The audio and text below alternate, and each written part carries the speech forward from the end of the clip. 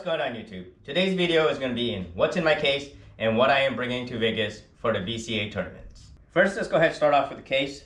This is what I will be bringing to Vegas. This is my JV case. I've been using this for a while. I actually like this case a lot, but this is the case itself. This is a 6x3, meaning that it holds 6 shafts and 3 butts. So I have my YouTube channel here, 12FYAO, and my sponsor horotips, and another horotips here. You can see that. And then on the back side it's just plain. This is the single strap. I didn't do the backpack strap. Not really planning to do the backpack strap, don't care for it. But I have a towel to wipe my cues down. Especially I'll wet this on the big tournaments. I'll wet this and then I'll have it out, then I can wipe my cues because I don't wear a glove. And this, I have my glasses. This is actually for shooting pool. So if I need to wear my glasses, I have glasses. But I have contact lenses now, but I don't really wear them all day. And so if I don't feel like wearing my contacts because they're irritating, I can go to my glasses or just shoot without my glasses. I also have a cloth. My wife gave this to me when I was in Korea, and this is what I used to wipe my glasses. So let's go ahead and open up the case itself and bring out the cues. I forgot to mention about this. This is what holds my chalk, and I have this is a neoprene magnet, but this is a little strap and it has my initials 12FYAO. I'll hook it up to my belt loop, and then once on my belt loop, this is where my chalk goes. I'll show you how that works once I get the chalks out. So let's go ahead and pull out my cues. That way we can see exactly what I have, and we'll go in detail. We'll start off with the plain cue, bring it out, and the shafts.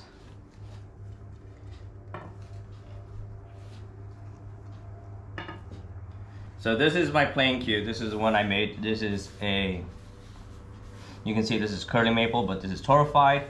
A lot of people say it's kilnwood. Kilnwood is actually copyrighted, trademark, so it's the real term would be torrefied wood, and then goes into a Bacote in segments into 3.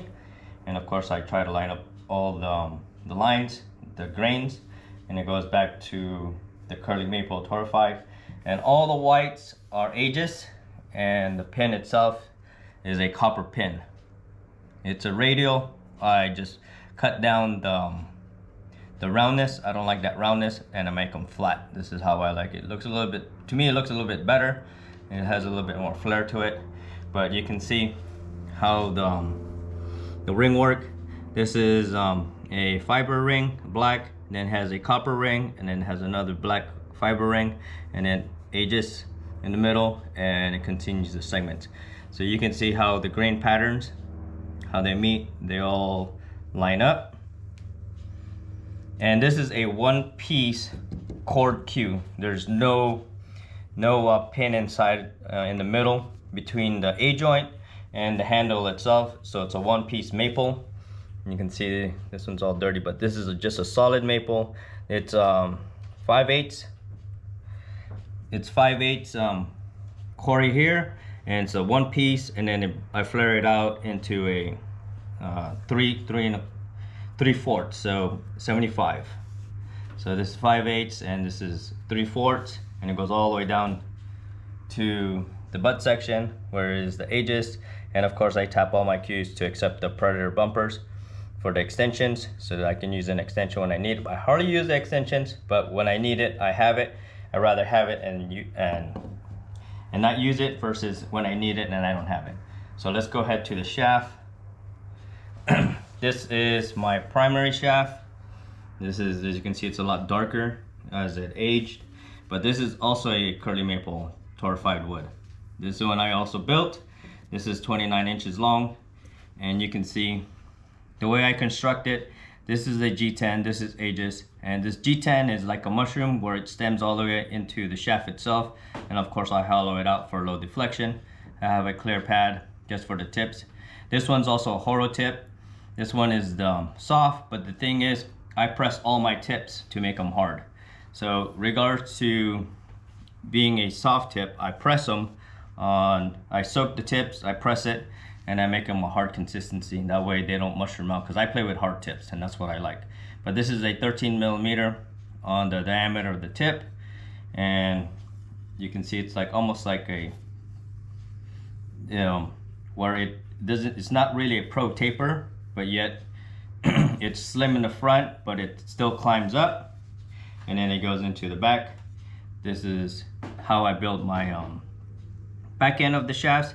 As you can see, this one is plugged in, so this is about halfway, almost half the inch of the radial, so it gets threaded into the phenolic and it gets threaded into the wood. And that's how I like building my shafts. That way it's phenolic and wood, and it bites into the wood itself. That way you get, I feel that you get more of a solid hit. But this joint is 840 and it goes down, and this is my backup shaft. I used to have a carbon fiber for my backup, and I said I don't like the carbon fiber, so because I used to play with the carbon fiber, and I actually like how the kiln wood or the torrefied wood feels. This is also a curly maple torrefied wood, and of course I make sure they match. Excuse me. They match the length and the tip size. This one's a little bit fatter. This is a 13.11. But there's also the same design, G10 in the front, Aegis in the middle with a clear pad in the front. This one's a medium horo. Like I said, I also press my mediums to make them hard. That way I get a hard tip, and they're more consistent to me. So it's also hollowed in the front. And I just put a joint protector telling me which one is my backup and which one is my primary, because I don't really use joint protectors. But for Vegas, I'll be installing my joint protectors because I'll be packing my suitcase in, packing my cues in the suitcase. So this is the same way, 840 on the joint, and of course it's the same way on how it looks. So let me go back to the cue. That way I give you the specs for the cue itself, how much it weighs, and I got a little cheat sheet because I had to measure everything out because I forgot all the things. So the cue is 29 inches long. I don't like the 30 inches, try the 30 inches, I don't like it. And it weighs 14.5 ounces. So the shaft, my primary shaft is also 29 inches long, and it weighs 3.25 ounces, and of course 13 millimeters on the tip. And my backup shaft is also 29 inches long, and it's 3.15. I couldn't get the same weight, but that 0.10 doesn't really, can't really tell the difference.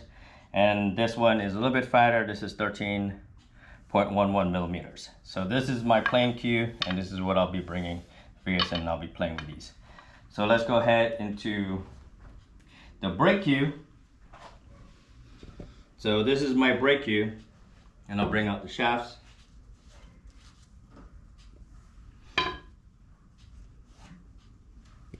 So the brake cue, this one is a full carbon fiber brake cue. This is one I also built. I built all my cues, that way I don't have no production cues at all. So this is all carbon fiber, which I like a lot because it's really stiff. It has no flex, not like wood, because you'll see once I put the woods together, you'll see how it flexes. And of course, this one's stemmed inside. This is a brass radial pin. This is stemmed inside, all the way inside. That way it has a full connect on the carbon fiber. It's a hard phenolic double linen. And some people say this is a jump brake. I was like, no, this is not a jump brake, because on the carbon fiber, if you notice, you can't tell where to grip the cue. So I needed somewhere for me when I brake is where I needed to hold it. And it's like, okay, this is where I need to grip it. This is like an indentation, an indicator for me to hold my cue. And I just put like a white stripe, of course the double phenolic, and also I tapped this one to accept the predator butts, the bumpers, so I can do an extension, but I'll never do that because I can make this into a plain cue. But it has a little white stripe. That's the Hopi ring, and of course I signed it. This is my primary brake shaft.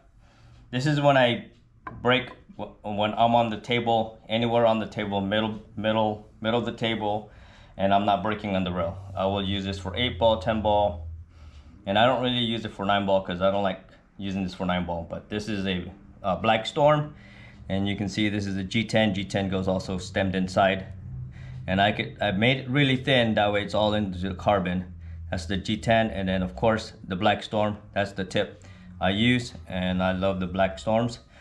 But this is a 13 millimeter shaft diameter, of course 8.4 on the back side, and you can see how I also stemmed it.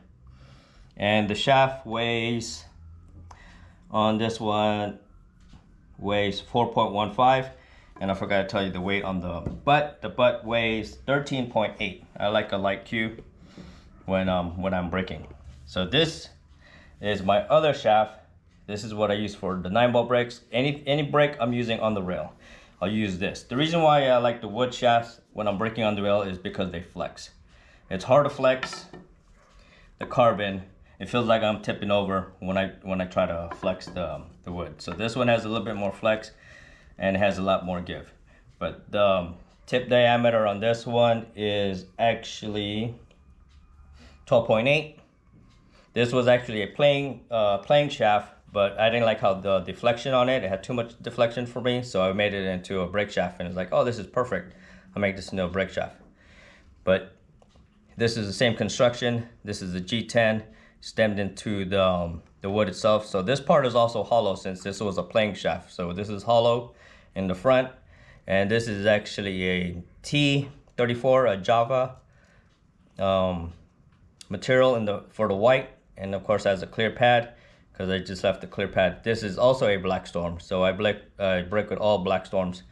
So this is how it looks. It's 12.8, like I said, and it's 29 inches long, and the weight of this is pretty much the same. It's 4.15 ounces. So they actually weigh the same. So no matter which one it is, the only thing the difference is the tip diameter, and the butt was 13.8 ounces, and of course 29 inches long.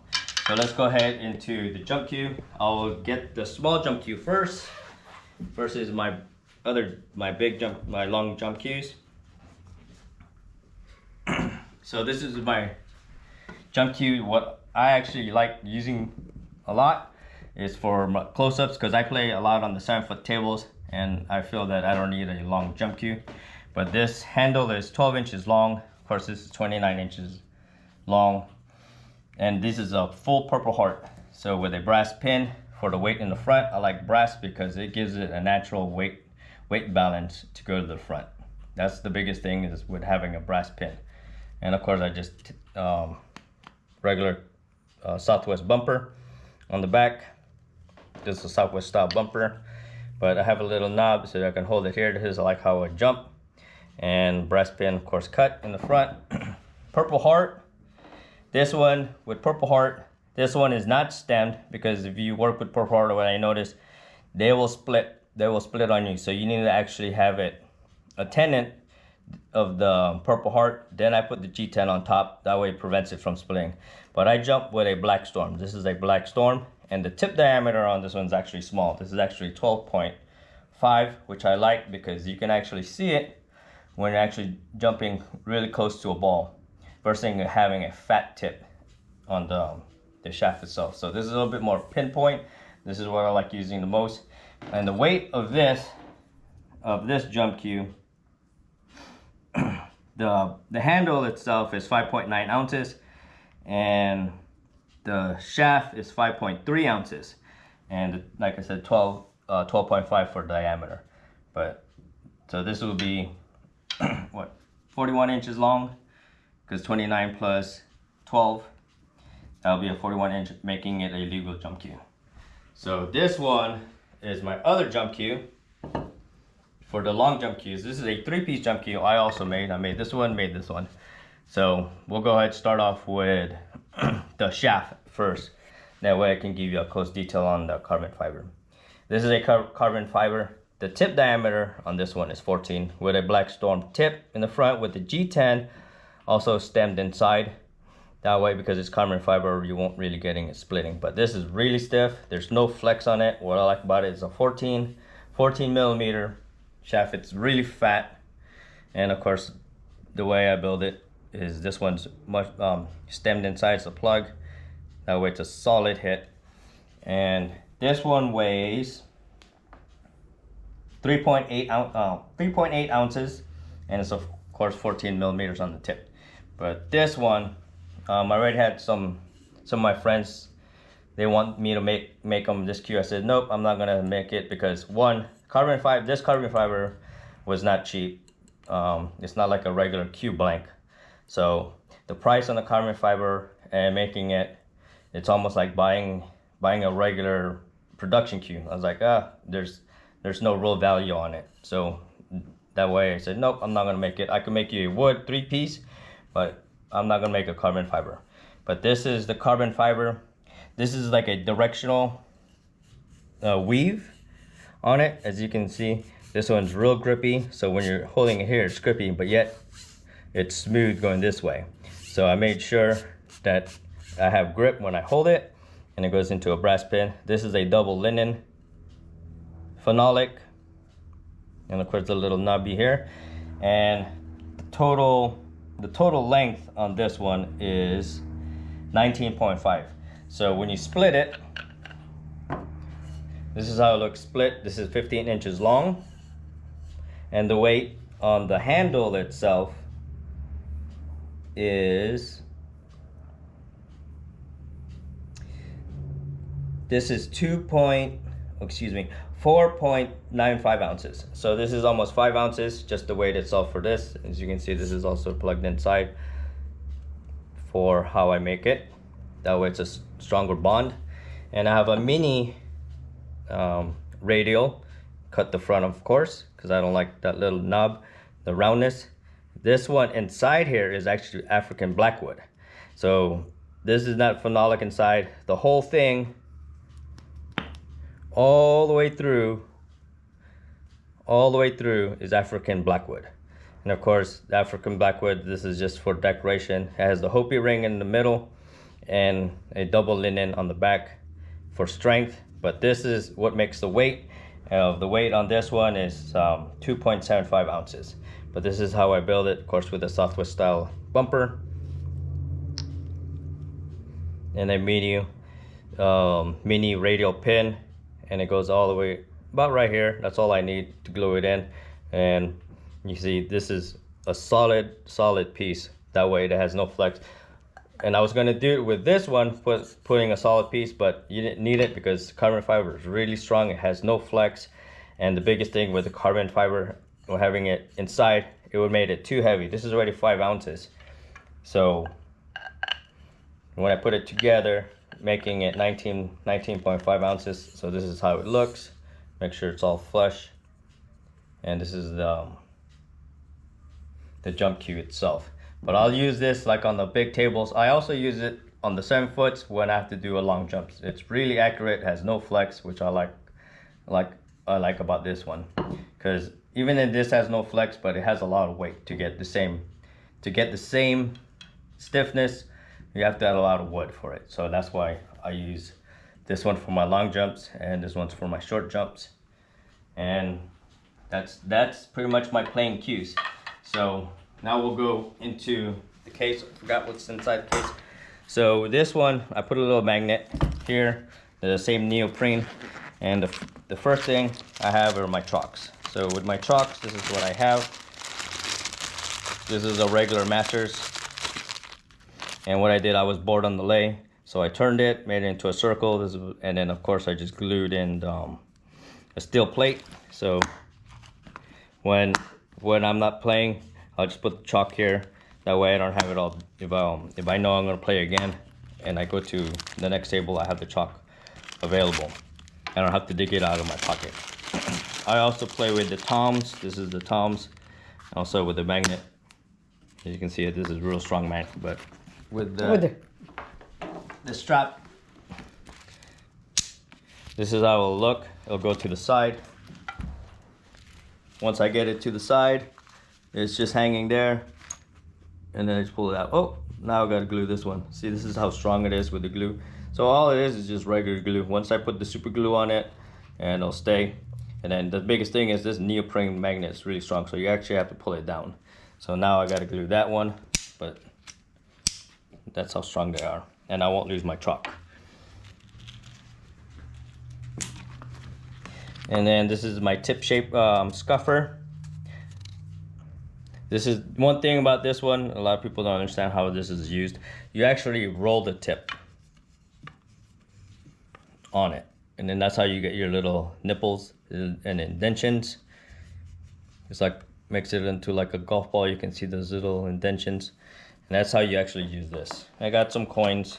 If we do matches, if they don't have an indicator on the table, I use the penny to indicate what my score is. And for the heads or tails, a lot of people do heads or tails. They don't do the leg for the break.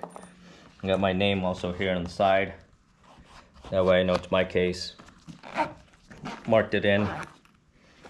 And then on this one, got my horo stickers, and I got some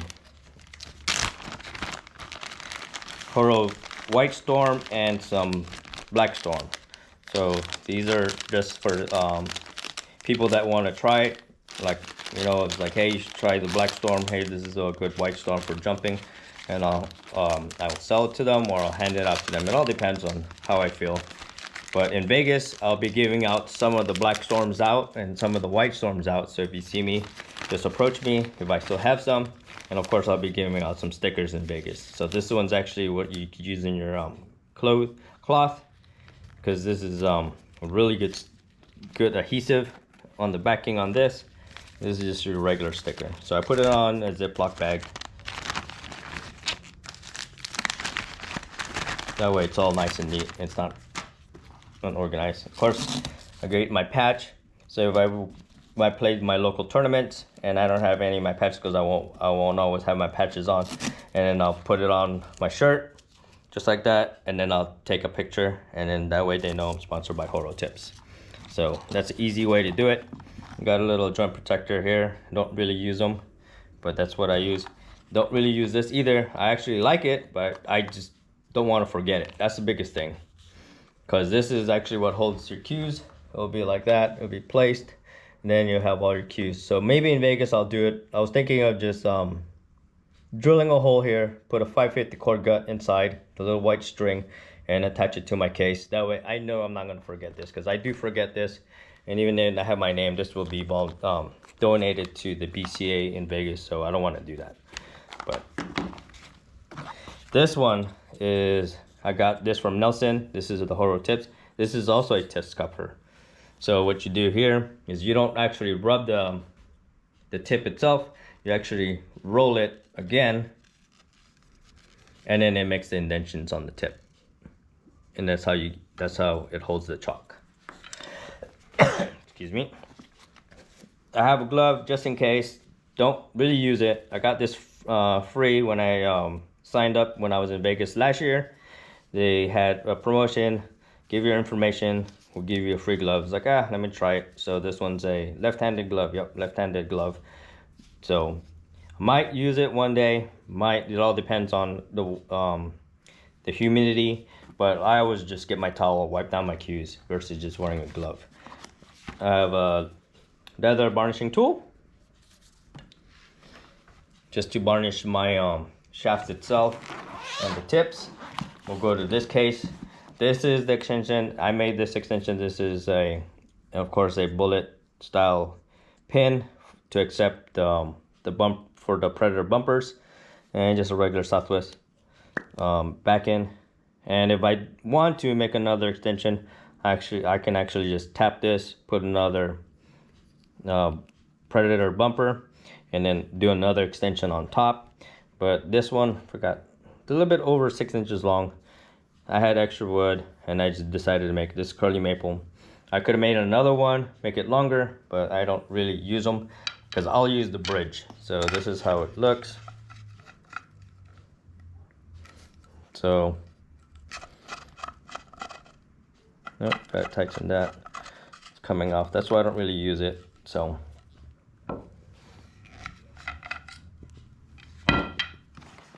this one should be. So they fit, they work, but I just use a bridge. I have extra chalks. I haven't done anything special with this. This is just brand new inside.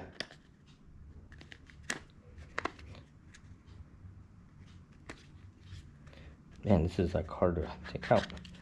But if there's no chalk on the table and I don't feel like using my chalks, or I lost my chalks and I need to use the backup chalks, I have backup chalk. So then this one is an imitation Kamui style bridge where it's see-through. I got this on Amazon. It actually works really good. So it fits on the 12 on my jump cue. And if I need it on my break cue, put it on my break cue, but this is how it'll look. And you have different positions. This is one for jumping. You can see it's a lot taller. Makes it easier when you're actually jumping a ball going this way. And you can see how that's designed for it. And your regular bridges, your 1, 2, 3 different depths. So this one has different depths. This one's a lot taller. This is your high.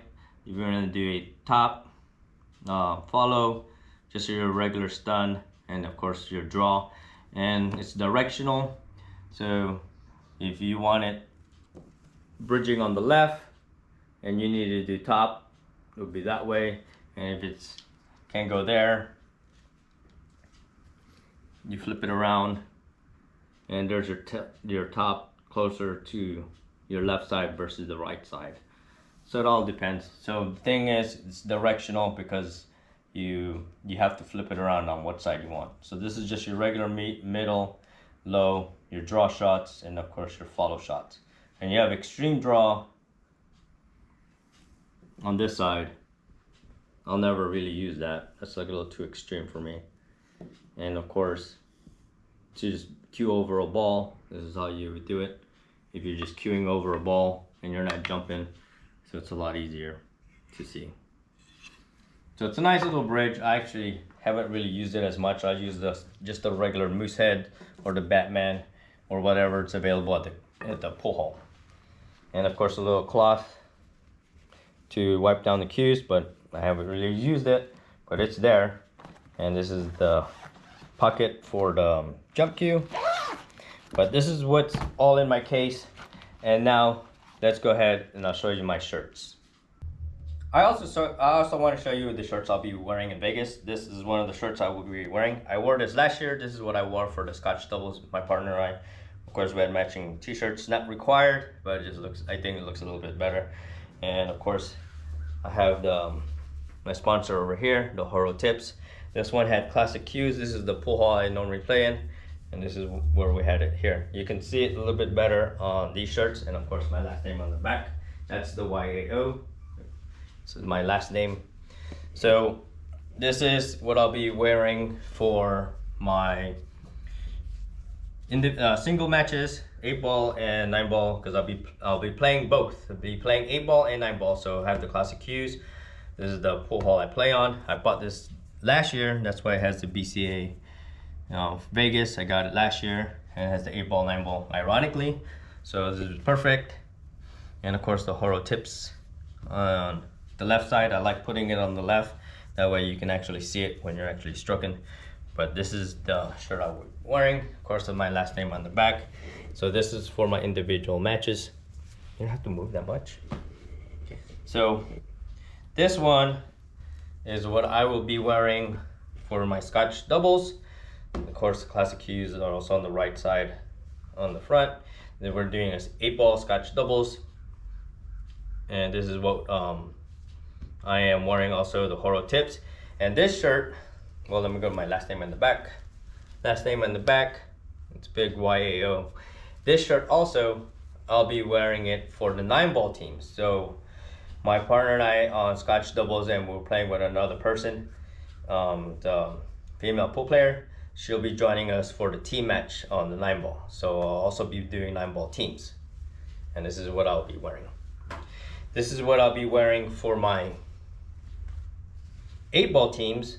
This is the team that I played with on the for BCA and Classic Q last season. The season's over and we're doing a new season, and I got in the new team. So, but I got Horo teams. This is our team QYB. That's our initials, and they have the third base because the owner of Classic Q also owns third base. So they put that. But if you look in the back, it has big classic cues in the back, of course the last name on the back. So these are the t-shirts, the shirts I'll be wearing. This one's for 8-ball teams.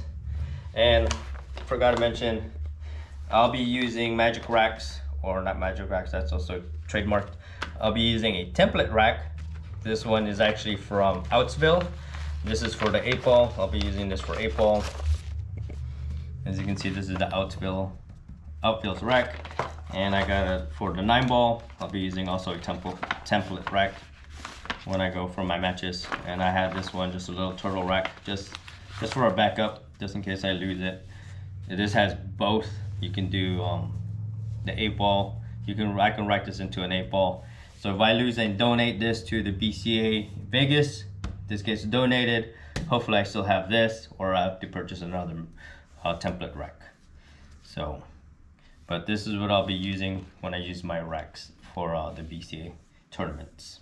I just showed you what's in my case and a brief description of my pool cues and what I will be bringing to Vegas for the BCA tournaments. Hopefully this video is informative. If you haven't already, hit the subscribe button, hit the like button, and leave a comment down below. Thank you for watching, and see you next time.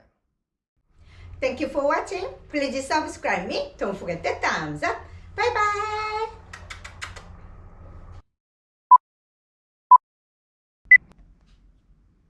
What am I saying?